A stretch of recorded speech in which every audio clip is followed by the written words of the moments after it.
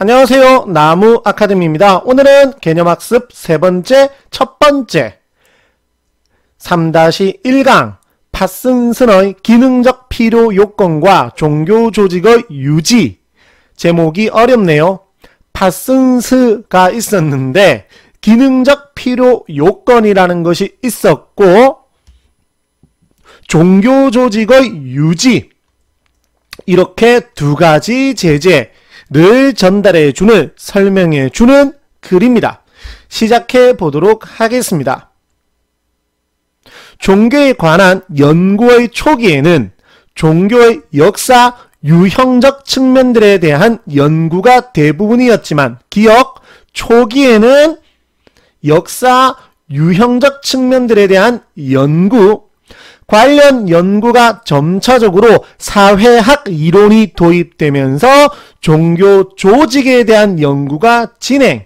이것이 첫 번째 문장이고, 정리하면 역사적 유형적 측면들에 대한 연구에서 조직에 대한 연구로 변모되었다. 두 번째 문장. 특히 1960년대와 1970년대에는 당시 사회학계를 풍미하던 파슨슨의 기능 이론이 나왔죠? 무슨 이론? 기능 이론이 종교 연구에 도입되었답니다.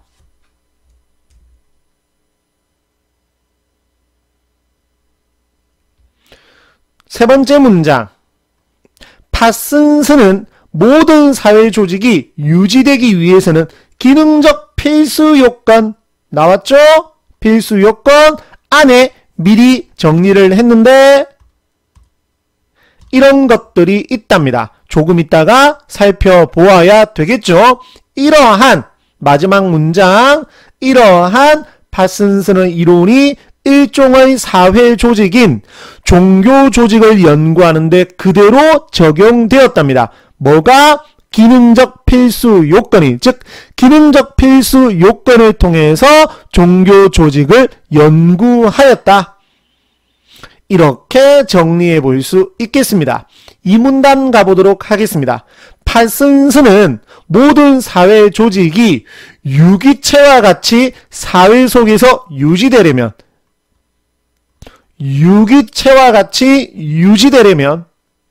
나왔죠?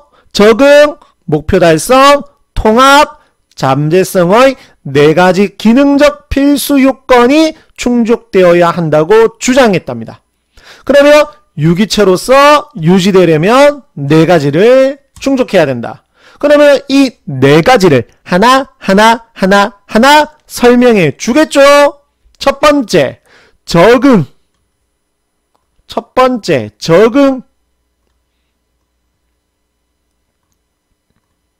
적응입니다.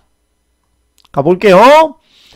적응은 사회 조직이 그것을 둘러싼 사회적 환경에 적응하기 위해 외부로부터 인적, 물적 자원이 조달되어 쓰일 수 있어야 한다. 이것이 적응의 조건. 인적, 물적 자원이 조달되는 것을 적응이라고 합니다. 두 번째, 목표 달성. 사회 조직이 조직 내의 공통 목표를 설정하고 다양한 자원을 동원해 정해진 목표를 달성하는 것.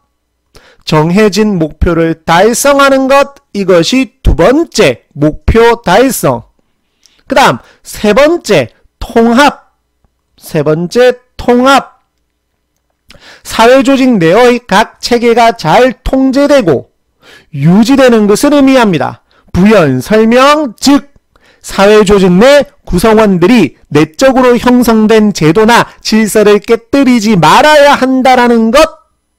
마지막으로 네 번째, 잠재성.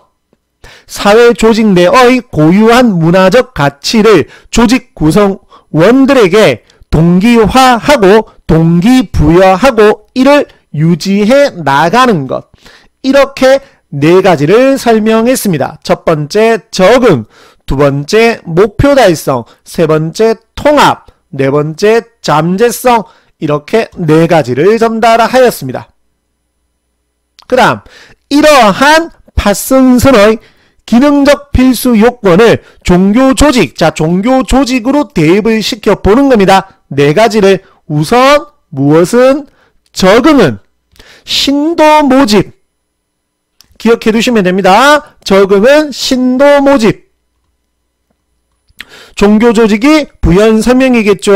종교 조직이 유지되기 위해서는 우선적으로 조직을 구성하는 인적 자원의 조달이 가장 필수적이기 때문이다. 이유, 왜 신도 모집을 해야만 하느냐? 적응이 필요하느냐? 라는 것입니다. 따라서 종교 조직은 비신자들에게 이러한 것, 이게 종교적 신념과 목표죠. 이러한 것을 제시하고 참여하도록 하는 선교활동, 많이 익숙한 말이죠. 선교활동이 신도 모집보다. 그 다음 특히 강조를 하는 접속어, 특히 현대에는 적응에 관한 이야기가 조금 길게 등장을 하고 있습니다. 선교활동을 위해 세속적 문제를 해결하는데 도움이 되는 요소를 개발하고 구체적인 방법을 마련하기 위해 노력하기도 한답니다. 이것이 적응. 그럼 이제 뭐겠죠? 목표 달성. 두 번째 목표 달성이죠. 신도 교육과 훈련의 과정.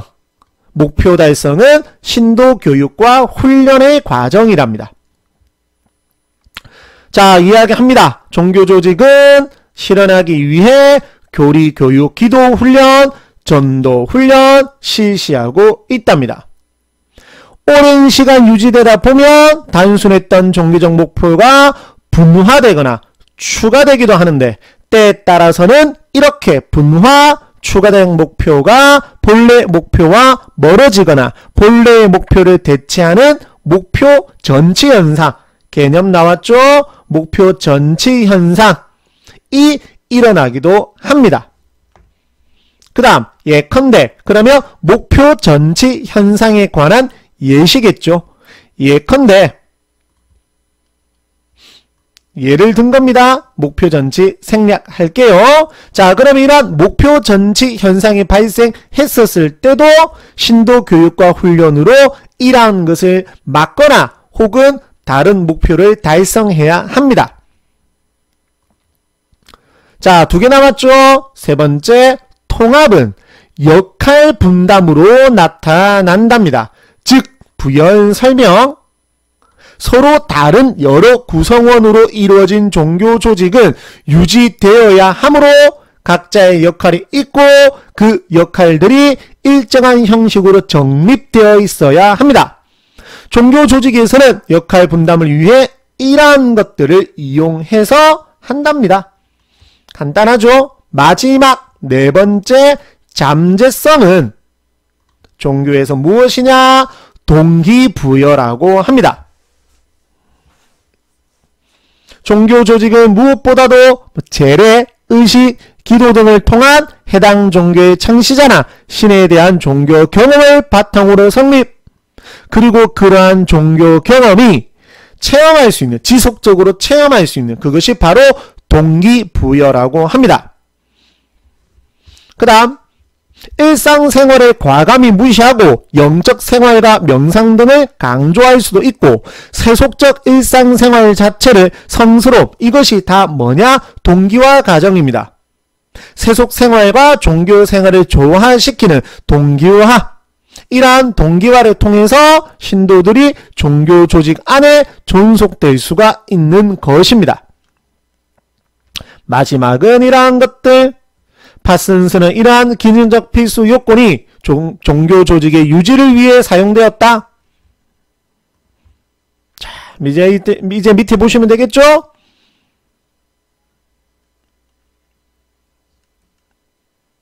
정지하셔서 보셨나요? 오늘도 긴 영상 보시느라 수고하셨습니다. 감사합니다.